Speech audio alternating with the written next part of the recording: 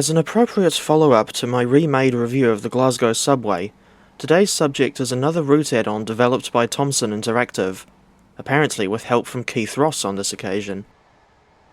The route in question is West Coast Mainline Trent Valley, and I've referenced it a few times in previous videos, so I thought it was about time it got its own review.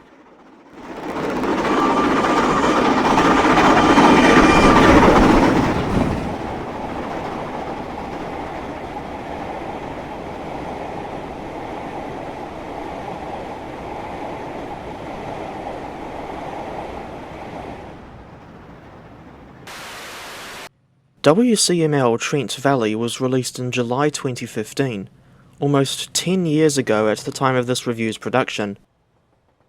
It is still available on Steam for 48 New Zealand dollars at full price, so make of that what you will.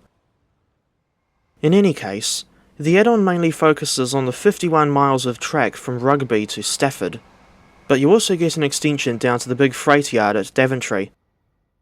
The intermediate stations between Rugby and Stafford are Nuneaton, Atherstone, Polesworth, Tamworth, Lichfield Trent Valley, and Rugeley Trent Valley. I'll get on to my thoughts about the choice of route coverage later.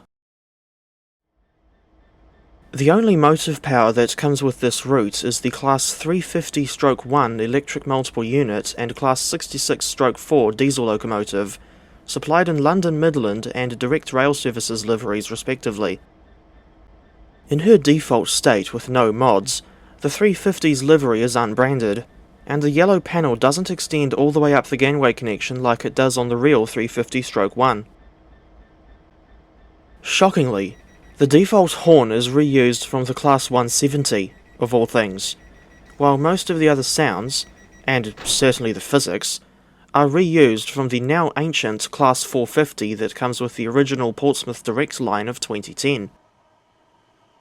A while back, I downloaded a texture and sound patch for the Trent Valley 350 that used the now discontinued Class 360, 444 and 450 sound pack, but I don't know if the patch is still available anywhere anymore.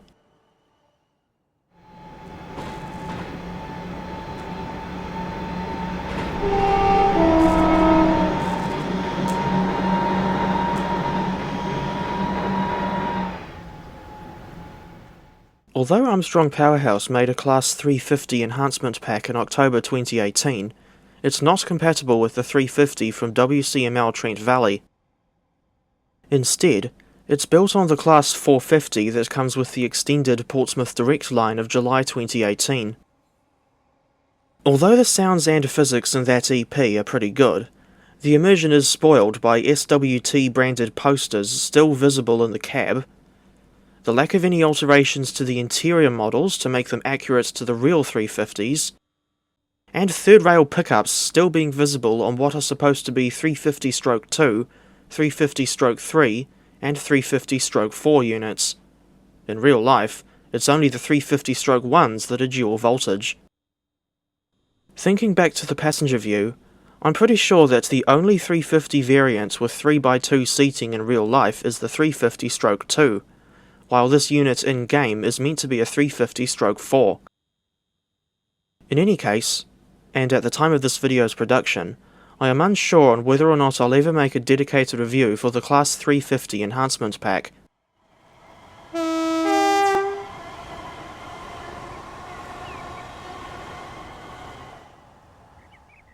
Thinking back to the Class 350 from West Coast Mainline Trent Valley, she has a reasonable amount of features. These include, but are not limited to, an arcing pantograph, neutral section functionality, a working train management system screen in the cab, although the only part that seems to work is for the lighting, plus the ability to change the destination display while in driver mode, and a so-called extended cab, which is essentially an unconventional way of doing the passenger view. Instead of pressing the 5 key, you have to use the left or right arrow keys to cycle through the cab camera positions, after pressing 1 to enter the cab view, of course.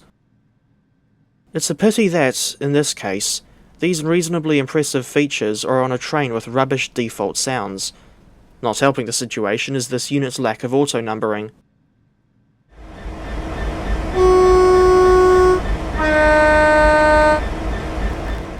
As for the Class 66, there's not much I can say about this thing, apart from saying that the livery looks alright, if not a little dated. The sounds on this WCML TV version are reused from the existing RSC/DTG model that we've had since at least 2012. This wouldn't be so disappointing if the WCML TV version of this locomotive was compatible with the AP Class 66 Enhancement Pack, or even the old 66 Sound Pack. Besides the underwhelming sounds on the default Class 350 and Class 66, the biggest problem with this route, at least in my opinion, is its linearity. The only place where you can diverge from the main line north of Rugby is at Rugeley Trent Valley, but even then, you can only go to the nearby power station or on the chase line as far as Rugeley Town, which is only 1.25 miles away from the main line. Personally, I think the route coverage should have been extended past Rugeley Town and onto Walsall. As for the section from Rugby to Daventry, that should have been extended to Northampton, at the very least. Meanwhile, we eventually got the line south of Lichfield Trent Valley as part of DTG's Cross City Line add-on of March 2021, but the less said about the poor quality of that route, and especially the included Class 323, the better.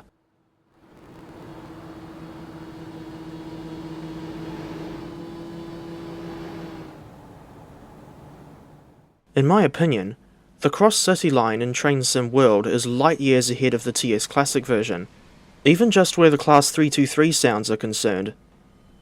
But to avoid getting sidetracked any further, we'll return to discussing WCML Trent Valley.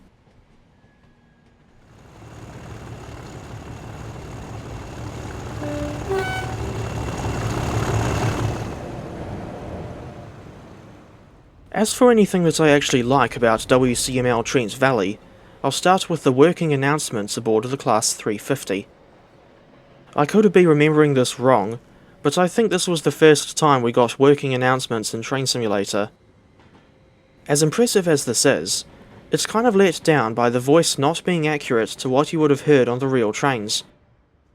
I think you have to set up the announcements in the scenario editor, and instructions on how to do this can be found in the manual. This is the limited stop service for London Euston, calling at Stafford, Nuneaton, Rugby and London Euston only. The next stop is Stafford. Please remember to take all of your luggage and personal belongings with you when leaving the train.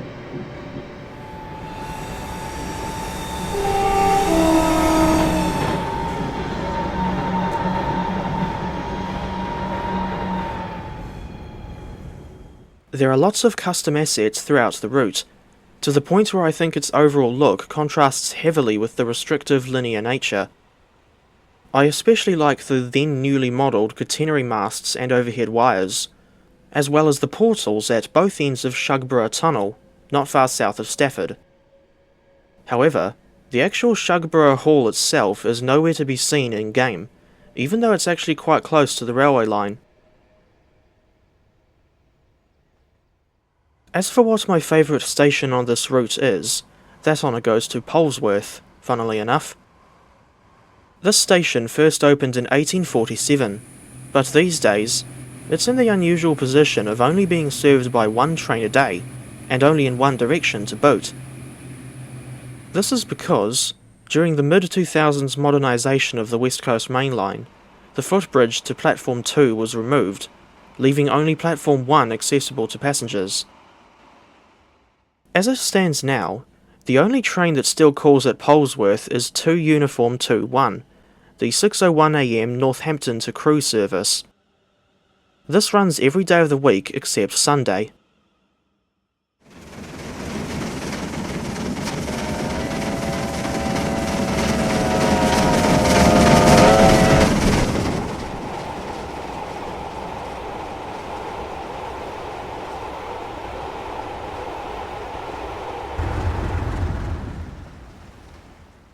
I only bothered revisiting one of the default scenarios for this review, for the simple reason that I'm not a fan of default scenarios at all.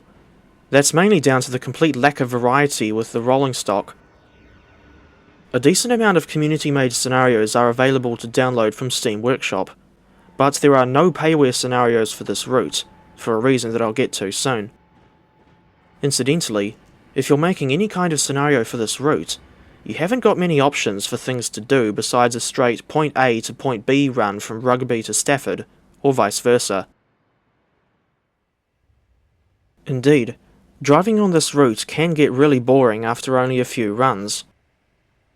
If you're driving an express service with the Class 390, it'll only take around 30 or 35 minutes to cover the 51 miles from Stafford to Rugby, or vice versa, while a Class 350 will take at least 52 minutes to cover the same section if stopping at all stations except Polesworth.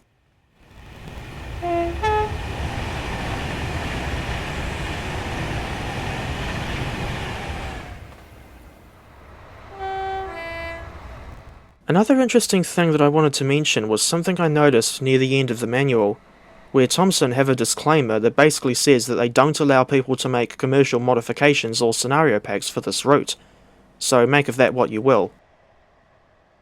While I want to respect Thomson's wishes, it's still a little annoying given that, unless you got the patch I mentioned earlier, you're essentially stuck with the recycled sounds on the default Class 350, not to mention the inaccurate announcement voice, and the mediocre sounds on the Class 66.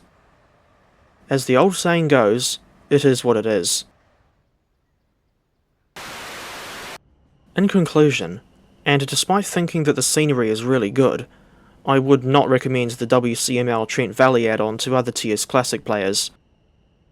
That is simply because of the route coverage being so linear and restrictive, and of course, the poor sounds on the included rolling stock, especially the 350. I do not think this route add-on presents good value for money, and I feel like I can only give it a 4.5 out of 10. However, if you still like WCML Trent Valley, that's perfectly fine.